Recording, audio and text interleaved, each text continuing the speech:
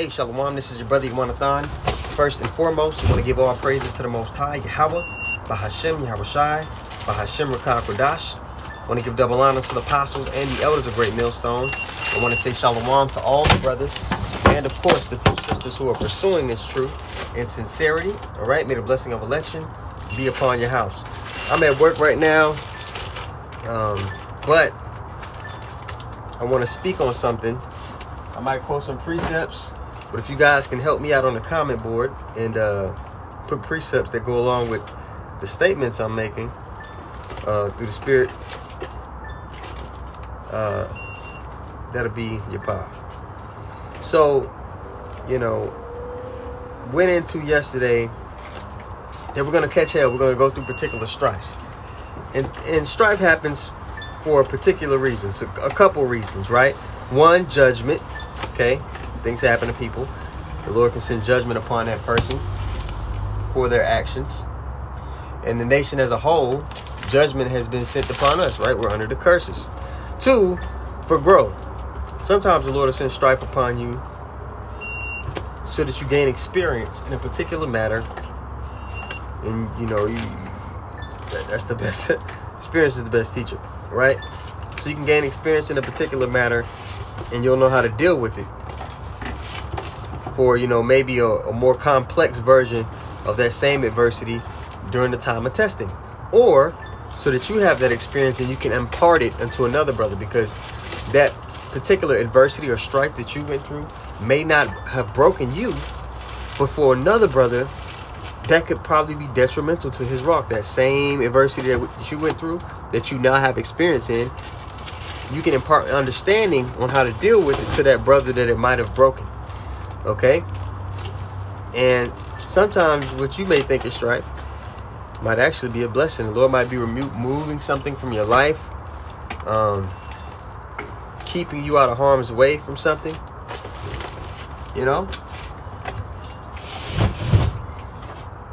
Everything that we experience in life, man, it's meant to be basically like a mirror. I used to play ball. It used to be my dream to hoop, right?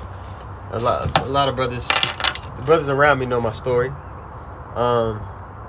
Had opportunity to make a lot of money playing ball one day. But now when I go hoop, it's more so of a mirror. And really, life is the biggest mirror. When you experiencing things in life, or you're noticing certain patterns, people bringing up things that you do, sometimes you got to stop and say, hold up, it's me. I need to change this. I need to fix this. But, when I play ball, it's a mirror in the sense of, let me explain. I didn't even explain what I meant by that, right? A mirror in the sense of when you play basketball, it's not an individual sport. You have to be around people. You have to communicate with people. You got to figure out how to get the best out of the person next to you. A lot of things go into it, not just, putting the ball in the basket. It's a lot of things. That's why they say it's 90% mental. How you deal with, adversity when it comes your way. You're not going to make all the shots. The ball's going to get turned over. You're going to have to make adjustments to particular defenses. You're going to have to notice, hey, what is my opponent doing? What is he trying to do? What are they going to? What's working for them? What's not? What are their weaknesses? What are my weaknesses? How do I put a hedge of protection around my weaknesses? It can be used, as you're playing a game. All right. As you're going through the test and trying to win, it can be used as a measure of, yes?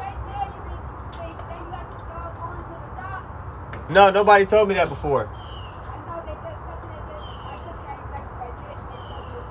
Okay.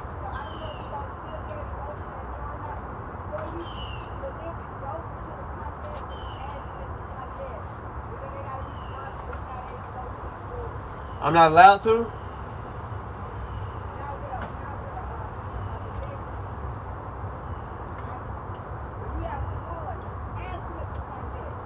Okay.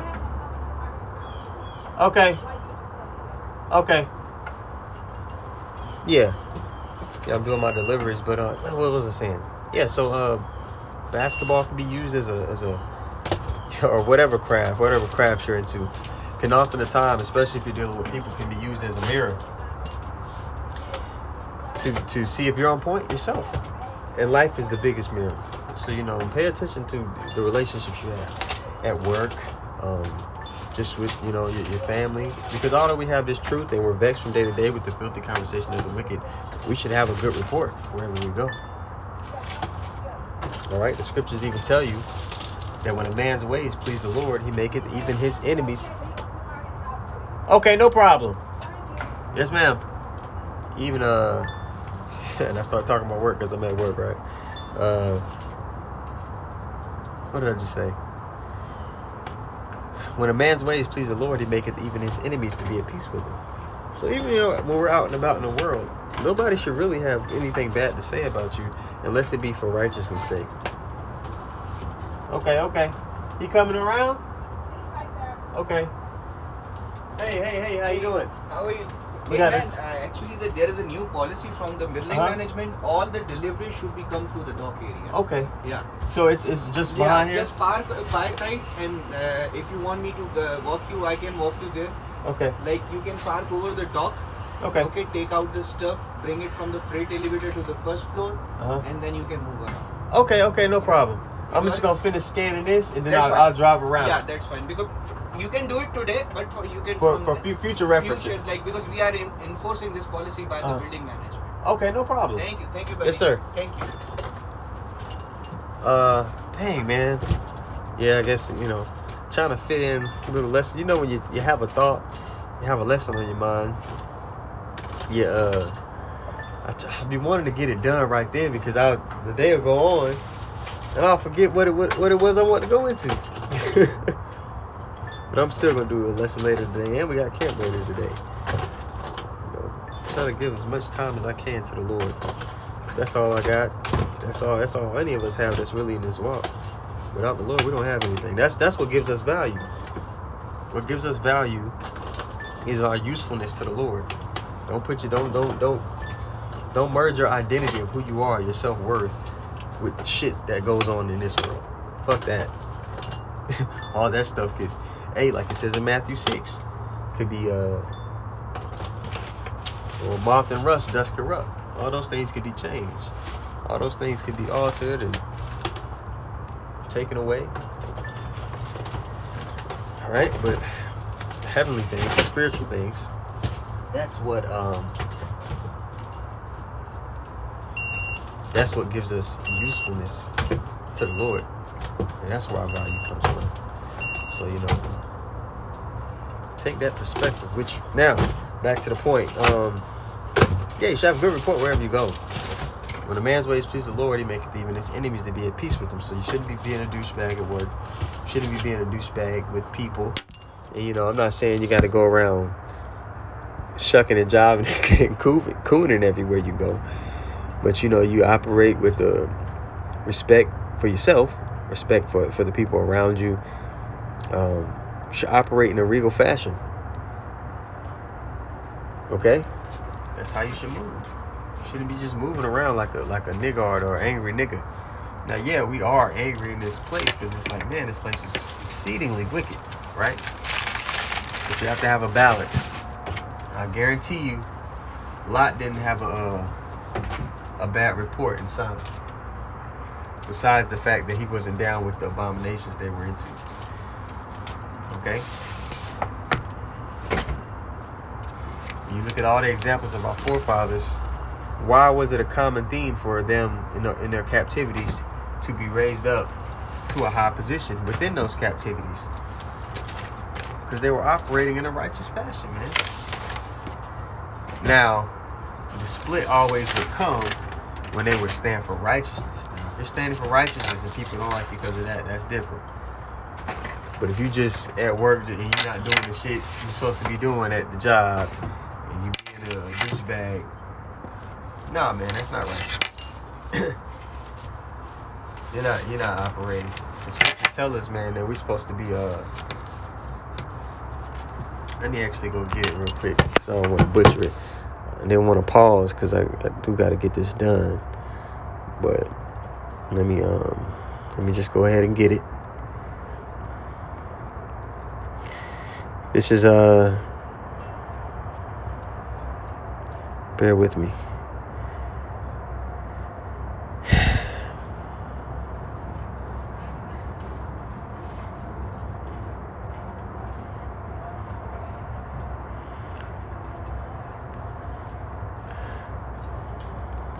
Gotta find it. It's 1 Peter 2:18. It says, servants, be subject to your masters with all fear, not only to the good and gentle, but also to the froward. And you got managers, you got people at work. Now, if it's going against the Lord's decrees, obviously,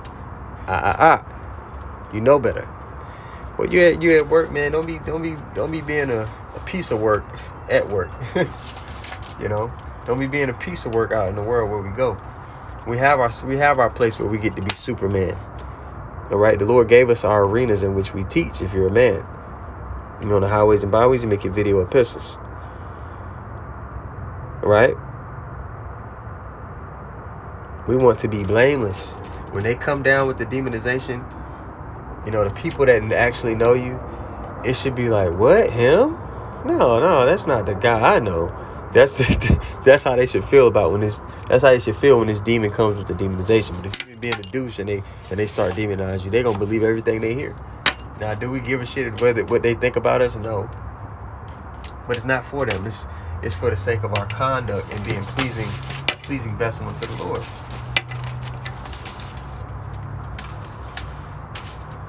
When they come with that demonization, it just seems people that actually been around you, they should be like, they dragging it, they reaching. That should be one of the thoughts that come to their head. All right, but we're gonna be hated regardless. I gotta have balance in my speech. But I'm gonna go ahead and end it right there. I just wanted to get that point out.